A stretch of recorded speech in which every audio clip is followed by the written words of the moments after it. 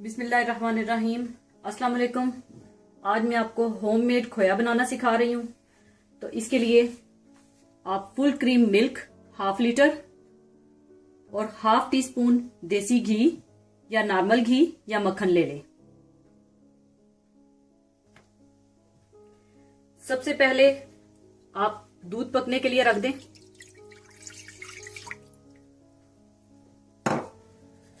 दूध को आपने बगैर जलाए, बगैर नीचे लगाए पकाकर गाढ़ा कर लेना है। चम्मच चलाते रहिएगा और कोशिश कीजिएगा नॉन स्टिक बर्तन में बनाइएगा।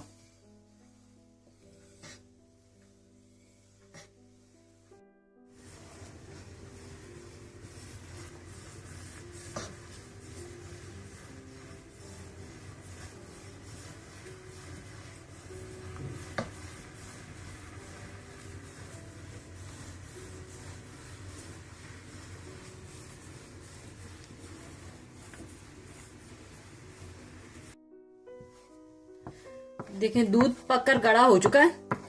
अब आप इसमें 1/2 टीस्पून देसी घी या मक्खन डाल दें और इसको मजीद पका लें, मजीद गाढ़ा कर लें इसको।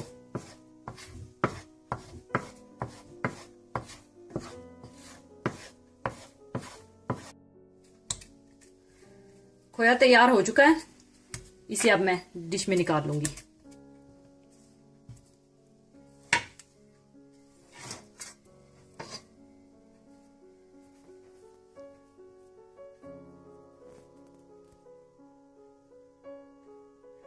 लीजिए, बहुत ही सॉफ्ट खोया तैयार है।